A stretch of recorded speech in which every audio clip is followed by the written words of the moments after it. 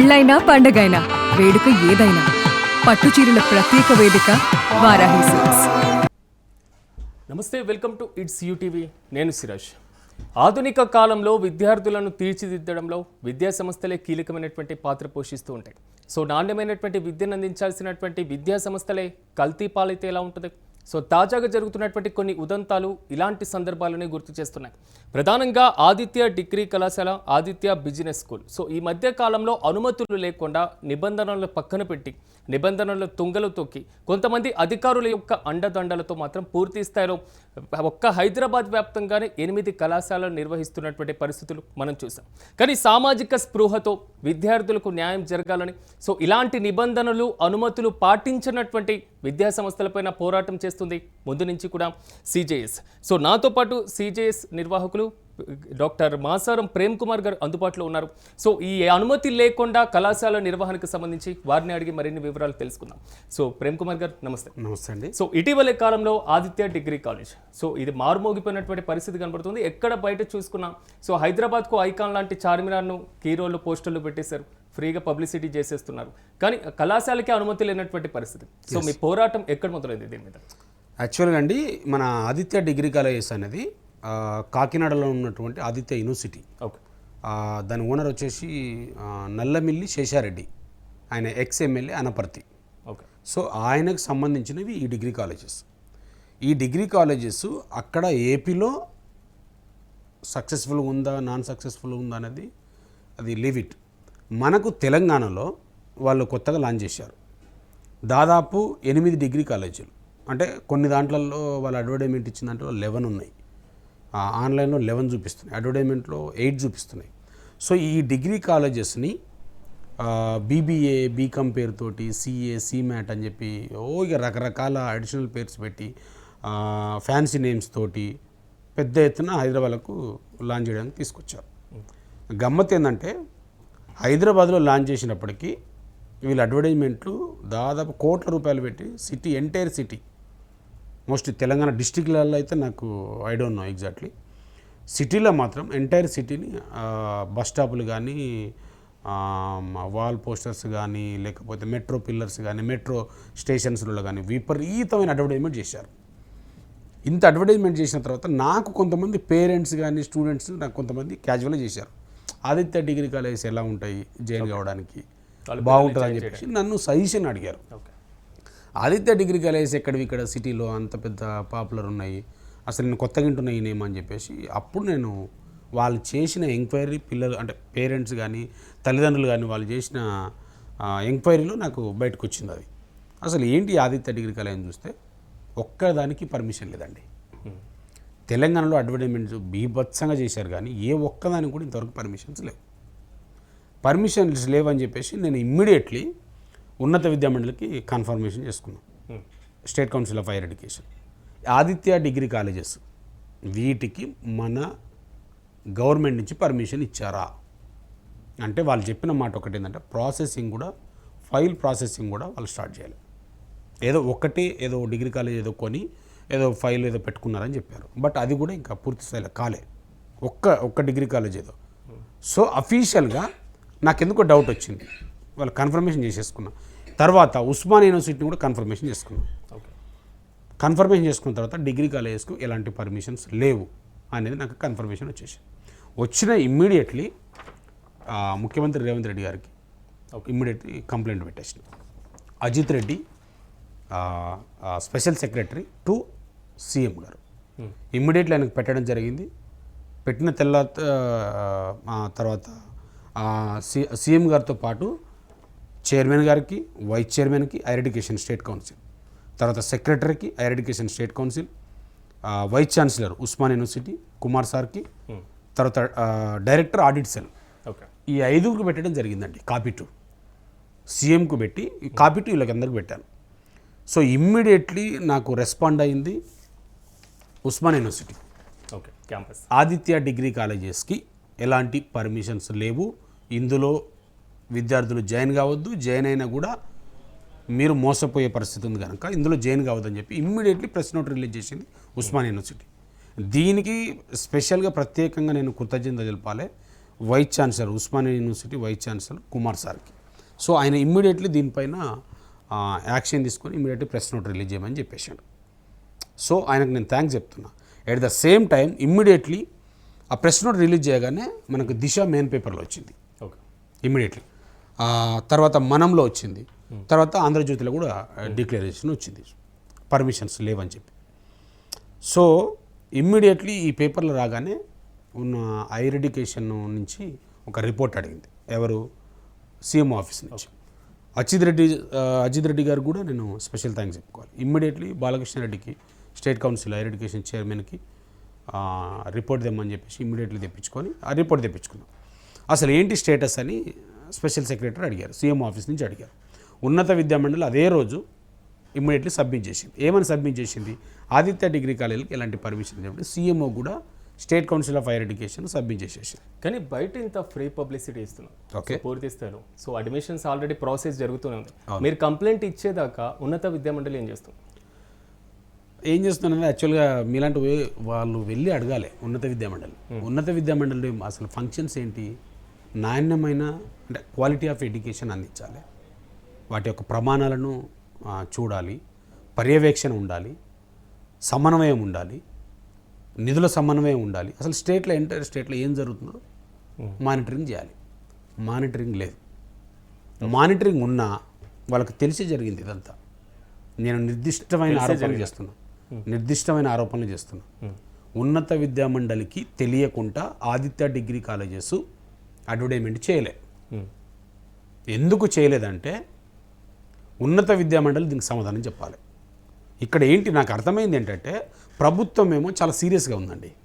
ఇట్లాంటి అంటే అన్రికగ్నైజ్డ్ కానీ అనాథరైజ్డ్ కానీ ఇట్లాంటి కాలేజెస్ను ఎంకరేజ్ చేయదు, విద్యా వ్యవస్థను ఒక సిస్టమేటిక్గా ఉంచాలని చెప్పేసి ప్రభుత్వం నిజంగా నిబద్ధతతో ఉంది.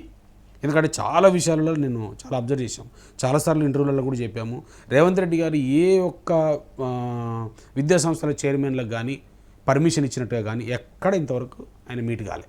కానీ ముఖ్యమంత్రిని కలిసినటువంటి సందర్భాన్ని లేదా ముఖ్యమంత్రితో కలిసి దిగినటువంటి ఫోటోలను కూడా తమకు అనుకూలంగా మార్చుకున్నారు ఈ విద్యా సంస్థ యాజమాన్యం అనేది ఆరోపణ. అంటే కరెక్ట్ అది. ఎందుకంటే వీళ్ళు ఇప్పుడు ఎవరైతే ఈ ఆదిత్య డిగ్రీ కాలేజ్ ఓనర్ ఉన్నాడో మాజీ ఎమ్మెల్యే శేషారెడ్డి గారు, ఈయన ముఖ్యమంత్రి రేవంత్ రెడ్డి గారు కలిశారు. ఓకే. ఆ కలిసిన ఫోటోలు కూడా మనకు గూగుల్లో కూడా అక్కడక్కడ కూడా వస్తాయి. సో అక్కడ వెళ్ళినప్పుడు ఏం చెప్పారో ఆదిత్య డిగ్రీ కాలేజ్ ఏమైనా లాంచ్ చేస్తున్నాం అని చెప్పలేదో తెలియదు. ఒకవేళ తెలిస్తే ఆయన ఇట్లాంటి వాటికి ఎంకరేజ్ చేయడు.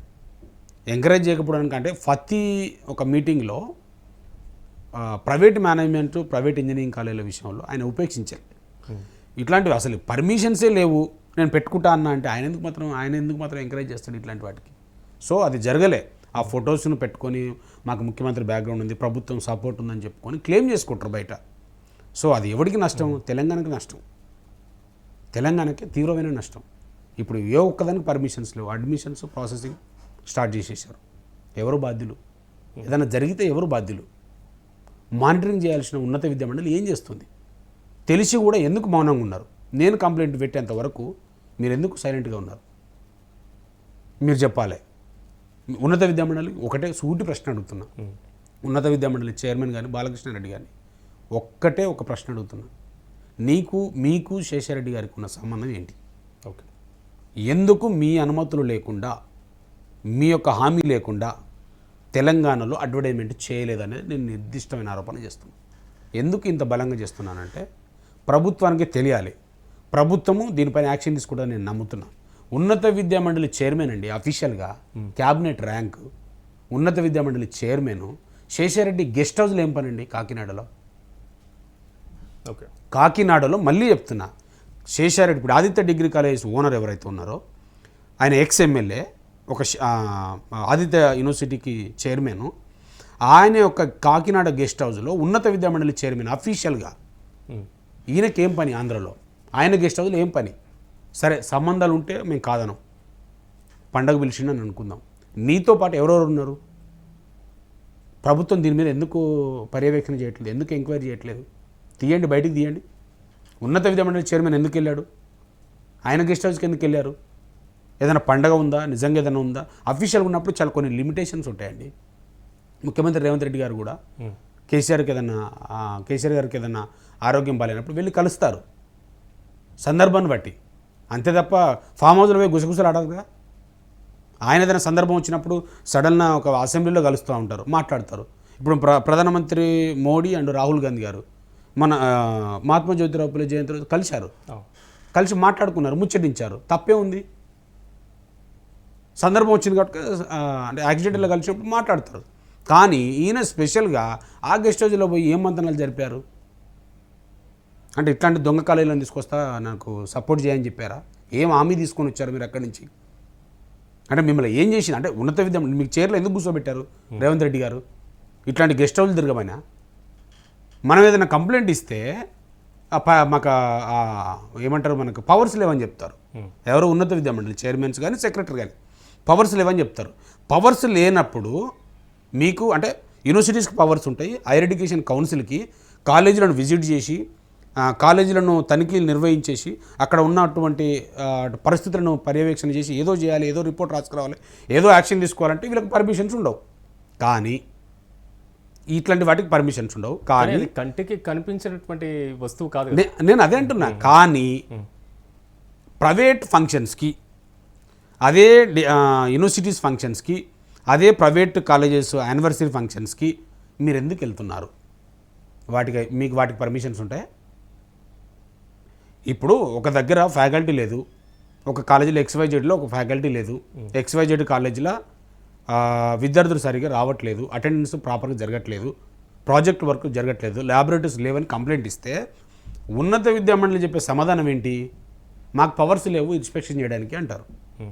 మరి అదే ఉన్నత విద్యా మండలి అదే ప్రైవేట్ కాలేజీలకి ఎందుకు పోతుంది? ఏం ఫంక్షన్స్ పోతున్నారు మీరు? అంటే ఆ ఫంక్షన్స్ పోవడానికి మీకు అధికారాలు ఉంటాయి, ఇన్స్పెక్షన్ చేయడానికి మాత్రం మీకు పవర్స్ ఉండవు. కానీ ఈ బంధుప్రీతి లేదా ఈ సాన్నిహిత్యం లేదా వీళ్ళు ఇచ్చేటువంటి కొంతవరకు అలసత్వం ఫైనల్గా విద్యార్థులు నష్టపోయేటువంటి సిచ్యువేషన్ ఏర్పడుతుంది. విద్యార్థులు నష్టపోవడం కదండి, తెలంగాణని భ్రష్టు పట్టిస్తున్నారు. తెలంగాణని అడ్డగోలుగా భ్రష్టు పట్టిస్తున్నారు. ఎంత నమ్ముతారండి, ఎంత నమ్ముతారు ఆ చైర్లో కూర్చోబెట్టినప్పుడు? ఏం పుట్టింది అసలు మీకు? మానిటరింగ్ చేయడానికి ఏం పుట్టింది ఉన్నత విద్యా మండలికి? మీకు మానిటరింగ్ చేత కాలేదు, మీరు వెళ్ళలేదు. అసలు మీ ఫంక్షన్స్ ఏంటో చెప్పండి బయటికి. అసలు ఉన్నత విద్యా మండలి ఫంక్షన్స్ ఏంటి? యూజీసీకి ఏం రిపోర్ట్లు ఇవ్వాలి మీరు? ఏం దరిద్రం పుట్టిందని మీరు ఆ చైర్లో కూర్చొని ఏం ఎంజాయ్ చేస్తున్నారు? విద్యా వ్యవస్థ నాశనం అయిపోయింది, భ్రష్టు పట్టిపోయింది. అంటే ఏ పర్పస్లో కూర్చున్నారు మీరు అందులో? అంటే మీకు ఎయిమ్స్ ఉన్నాయి? అసలు మీకు ఏం ఎజెండాలు ఉన్నాయి? ప్రైవేట్ కాలేజీలను కలవడం, ప్రైవేట్ కాలేజీలో ఫంక్షన్లకు వెళ్ళడం, ప్రైవేట్ కాలేజీలో బర్త్డేలకు వెళ్ళడం, ప్రైవేట్ కాలేజీలు ఇచ్చే ప్యాకెట్లు కూడా మీరు తీసుకోవడం, ఇదా మీ యొక్క విధులు? ఇదా మీ ఫంక్షన్స్? ఇదా మీ మానిటరింగ్ చేయమంటే? రేవంత్ రెడ్డి గారు కూర్చోబెట్టింది దీనికా మిమ్మల్ని? ఇప్పుడు దీనికి ఎవరు బాధ్యులు? అడ్మిషన్స్ అయినాయి ఇందులో. ఒక పక్క వాడు కాలర్ వేసుకొని తిరుగుతూ ఉన్నాడు. ఏందన్నట్టు ఈ విద్యా వ్యవస్థ? ఇంత నాశనం పడుతుంటే మీరు ఇంత సైలెంట్గా ఉండడం, దాని వెనకాల ఏంది? అంటే నేను బయట పెట్టేంత వరకు కూడా మీకు ఇంతవరకు కళ్ళకు కనపడలేదా ఇది? కానీ ఇక్కడ ఉస్మానియా యూనివర్సిటీ లెటర్ ఇచ్చింది, హైయర్ ఎడ్యుకేషన్ కౌన్సిల్ లెటర్ ఇచ్చేసింది. కానీ ఇప్పటికీ క్రిమినల్ కేసులు నమోదు అవ్వకపోవడం ఏంటి? క్రిమినల్ కేసులు నమోదు కావాలంటే ఒకటండి, అదే వీళ్ళకి కమిట్మెంట్ ఉండాలి. ఉన్నత విద్యా మండలి చేసే ఫంక్షన్స్ ఏందో వాళ్ళకి తెలవాలి. వాళ్ళకి తెలిసినప్పుడు నెక్స్ట్ ఫర్దర్ యాక్షన్ ఏం తీసుకోవాలని తెలుస్తుంది. నువ్వు అసలు అడ్వర్టైజ్మెంట్ చేయకన్నా ముందే నీకు వాళ్ళకు మంచి సంబంధాలు ఉన్న తర్వాత ఇంకా నువ్వు క్రిమినల్ కేసులు ఎక్కడివి? క్రిమినల్ కేసులు లేవు, ఉండవు ఇంకా. ఎందుకంటే వాళ్ళకి ఇష్టం ఉండదు కదా.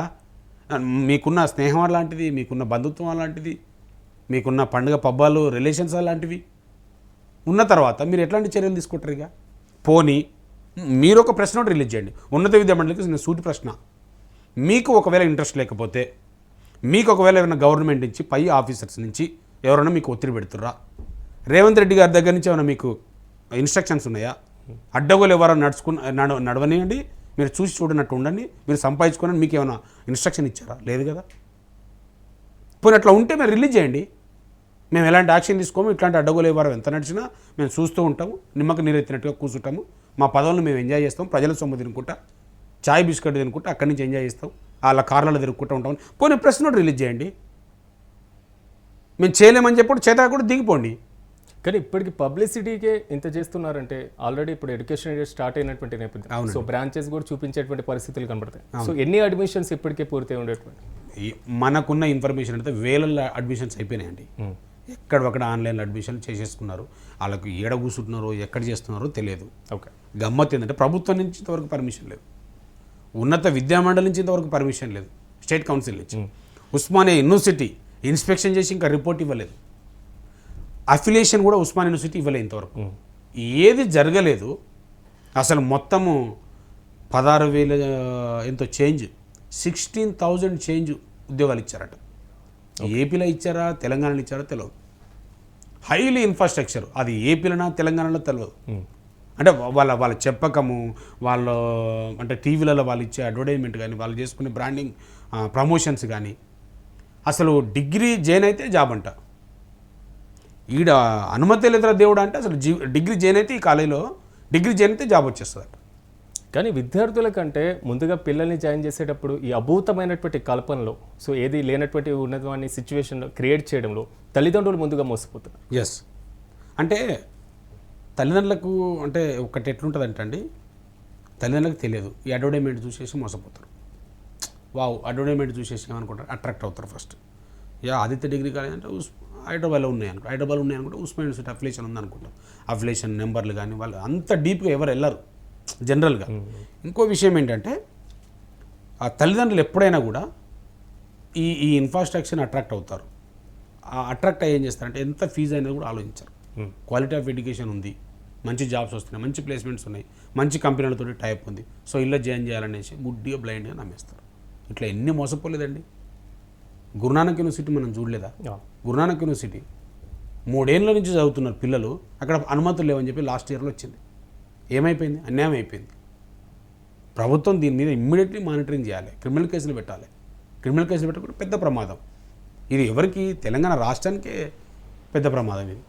క్రిమినల్ కేసులు కూడా ఇంకా నమోదు చేయడం వెనకాల కూడా అంటే ఇప్పటికే పర్మిషన్ లేకుండా ఆల్రెడీ అడ్మిషన్స్ కూడా కంప్లీట్ అయ్యే సిచ్యువేషన్ కనబడుతుంది.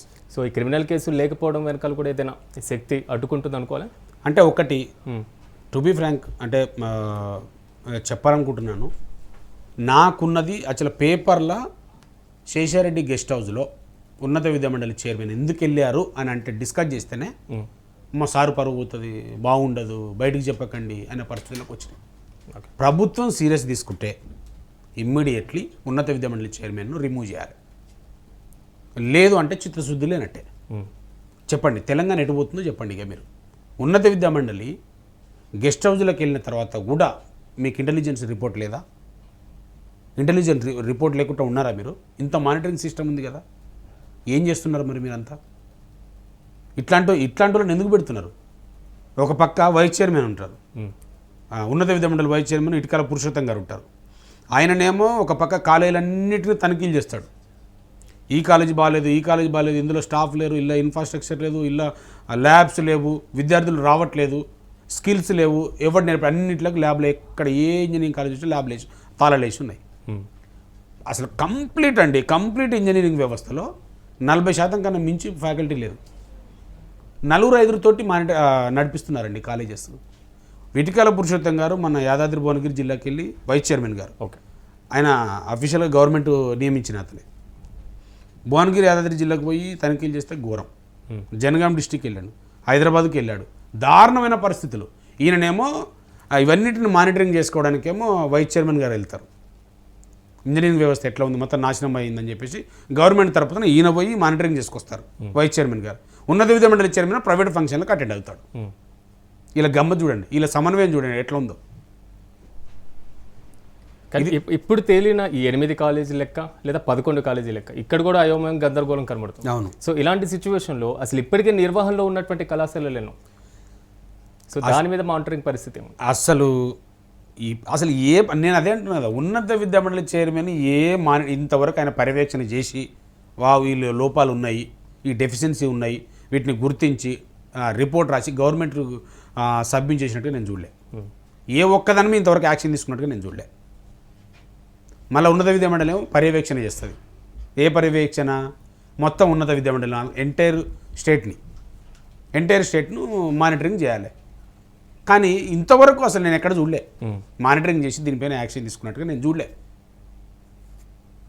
సో ఫైనల్గా ఇప్పటి వరకు ఉన్నటువంటి ఈ సిస్టంలో సో ఇప్పటికన్నా సర్టిఫికేట్ లేకుండా కాలేజీలు నడుపుతూ పర్మిషన్స్ లేకుండా కాలేజీలు నడుపుతూ సో నష్టపోయినటువంటి విద్యార్థులు బయటకు వచ్చినటువంటి విద్యార్థులు సో ఫ్యూచర్ మీద ఎలాంటి ఎఫెక్ట్ పడుతుంది? సో మరి ముఖ్యంగా తల్లిదండ్రులు ఏం తీసుకోవాలంటారు? తల్లిదండ్రులకు ఒకటే అండి విజ్ఞప్తి, తెలంగాణలో ఉన్నటువంటి తల్లిదండ్రులు ఎవ్వరు కూడా ఈ అడ్వర్టైజ్మెంట్లు చూసి, ఈ ఆన్లైన్ అడ్వర్టైజ్మెంట్లు చూసి, ఈ టీవీ ఇంటర్వ్యూస్ చూసి, ఎవరైతే వాళ్ళు బ్రాండింగ్ వాళ్ళు చేసుకుంటున్నారు కదా, ఉద్యోగాలు ఇస్తామని చెప్పేసి ఆ అడ్వర్టైజ్మెంట్ చూసి తల్లిదండ్రులు ఎవ్వరూ మోసపోవద్దు. ఎందుకంటే అఫీషియల్గా ఇప్పటివరకు యాజ్ ఆన్ టుడే ఇప్పటివరకు గవర్నమెంట్ నుంచి ఎలాంటి పర్మిషన్స్ ఈ కళాశాలలకు లేవు. సో ఇట్లాంటి దాంట్లో మీరు ఇన్ఫ్రాస్ట్రక్చర్ చూసి ఏదో అట్రాక్ట్ అయ్యి ఫ్యాన్సీ నేమ్స్ చూసి మీరు మోసపోవద్దు. ఇంకొకటి రెండో విషయం ఏంటంటే ప్రభుత్వం ఇమ్మీడియట్లీ వీటిపైన చర్యలు తీసుకోవాలి, క్రిమినల్ కేసులు పెట్టాలి. ఇప్పటికే నాకు తెలిసి నాకున్న ఇన్ఫర్మేషన్ ఏంటంటే మనకి ఇంటెలిజెన్స్ రిపోర్ట్ కూడా ఈ రిపోర్ట్ అంతా తీసుకుందని చెప్పేసి చర్యలు తీసుకోవడానికి కూడా సిద్ధపడుతారని తెలిసి నాకు తెలిసింది. తర్వాత మేము కూడా సీరియస్గా కోర్టులో కేసు వేయబోతున్నాం. ఓకే, వీళ్ళ చేత కాకపోతే వీళ్ళు ఒకవేళ వాళ్ళ చేతులు కలిపి ఉంటే మేము ఇమ్మీడియట్లీ దీని మీద కోర్టులో ఆల్రెడీ ఫైల్ రెడీ చేసాను. అది మేబీ మండే ఆర్ ట్యూస్డే ఇది బెంచ్ మీదకి వెళ్తుంది. ఓకే, సో దీని మీద వెరీ సీరియస్గా ఉంటుంది. నేను అదే ఒకటే విజ్ఞప్తి చేస్తున్నా, ఎక్స్ఎమ్మెల్యే శేషారెడ్డి గారికి ఒకటే విజ్ఞప్తి, అయ్యా నువ్వు ఒక ప్రజాప్రతినిధివి, మాజీ, మీకు అన్నీ తెలుసు, మీకు అవేర్నెస్ ఉంది, మీకేం చెప్పాల్సిన అవసరం లేదు. మీ గుండె మీద చేసుకొని చెప్పండి, 16,000 ఉద్యోగాలు ఎక్కడిచ్చారు? తెలంగాణలో ఇచ్చారా, ఆంధ్రాలో ఇచ్చారా? అది క్లారిటీ స్పష్టంగా చేయండి. ఓకే, తర్వాత తెలంగాణలో ఎప్పటి వరకు పర్మిషన్స్ తీసుకుంటారు అది క్లారిఫై చేయండి. ఓకే, నీ బ్రాండింగ్ తర్వాత చేసుకోండి, మాకేం అభ్యంతరం లేదు. తర్వాత మా పిల్లలు, తెలంగాణలో ఉన్నటువంటి పిల్లలు తల్లిదండ్రులు మోసపోతారు. దయచేసి నువ్వు మోసం చేయడానికి వచ్చారా లేదంటే సర్వీస్ చేయడానికి వచ్చారా, ఏ ఉద్దేశంతో తెలంగాణలో పెట్టారు అది క్లారిఫై చేయండి. గవర్నమెంట్ నుంచి ఇంతవరకు మీకు పర్మిషన్ రాలేదు, అది ఎప్పుడు వస్తుందో క్లారిఫై చేయండి. నీ బ్రాండింగ్ చేసుకుంటూ ఇది ఎప్పుడు వస్తుందో మాకు చెప్పండి, బయటికి మా ప్రజలకు చెప్పండి, మా తెలంగాణ ప్రజలకు చెప్పండి, మా తెలంగాణ విద్యార్థులకు చెప్పండి, వాళ్ళ తల్లిదండ్రులకు చెప్పండి. ఎప్పటి వరకు పర్మిషన్ వస్తుంది, ఎప్పుడు తీసుకుంటారు, లేదా ఎప్పటి వరకు మమ్మల్ని మోసం చేస్తారు, ఓకే, మా తల్లిదండ్రులని ఎప్పటి వరకు మోసం చేస్తారు, ఇది మీరు స్పష్టం చేయాలి. మీరు ఒక మాజీ ప్రజాప్రతినిధి, నీ డబ్బంతా తీసుకొచ్చి ఇన్వెస్ట్ చేశారు, ఇప్పుడు సేవ చేస్తున్నామని చెప్తున్నారు. సేవ చేసే వాళ్ళకు మరి ఎక్కడిది మీకు నిబద్ధత లేదు కదా. ఇంకా ఎంతమందిని ఇక్కడ ఉన్న వాళ్ళని అందరినీ మేనేజ్ చేస్తావు? ఎంతమంది ప్రైవేట్ యాజమాన్యాలతో ముందే మీ స్నేహాన్ని ఏర్పరచుకొని ఇట్లాంటి తతంగా నడిపిద్దామని ప్లాన్ చేశారు, ఇది మీరు బయట పెట్టాలి. సో ఖచ్చితంగా ప్రేమ్ కుమార్ గారు, ఎందుకంటే నిబంధనలకు విరుద్ధంగా ఏర్పాటైనటువంటి విద్యా సంస్థలు ఇప్పటికే 100,000 మంది అడ్మిషన్స్ కూడా తీసుకొని ఉన్నారు. ఇన్ కేస్ వాళ్ళ ఎడ్యుకేషన్ ఇయర్ స్టార్ట్ అయిపోతే సో మిడిల్లో ఇలాంటి ఏదైనా ఇష్యూ జరిగిన లైఫ్ స్పాయిల్ అయ్యేటువంటి సిచ్యువేషన్, ఇన్ కేస్ సర్టిఫికేట్ దీని ద్వారా తీసుకున్న ఫ్యూచర్గా గుర్తింపు లేనటువంటి సర్టిఫికేట్ కానీ మిగిలిపోయింది. సో మీ కృషి కూడా అభినందనే, మాతో పాటు పార్టిసిపేట్ చేసినందుకు మీకు కూడా ప్రత్యేకమైనటువంటి కృతజ్ఞతలు. ఓవరాల్గా మాత్రం అనుమతి లేకుండా నిబంధనలకు విరుద్ధంగా ఏర్పాటయ్యేటువంటి విద్యా సంస్థలు, కళాశాలల పట్ల తల్లిదండ్రులు అప్రమత్తంగా ఉండాల్సినటువంటి అవసరం ఖచ్చితంగా ఉంటుంది. సో బయట కనబడుతున్నటువంటి పోస్టర్స్, బ్యానర్స్ చూసి మోసపోయేటువంటి ధోరణి నుంచి పక్కన పెట్టేసి సో పూర్తి స్థాయిలో మన పిల్లలకి భవిష్యత్తుని ఇవ్వాలి అంటే ప్రభుత్వ గుర్తింపు పొందినటువంటి విద్యా సంస్థల ద్వారానే సాధ్యం. సో ఈ విషయాన్ని మీరు కూడా మధ్యలో ఉంచుకోవాలని మేము కూడా కోరుకుంటున్నాం.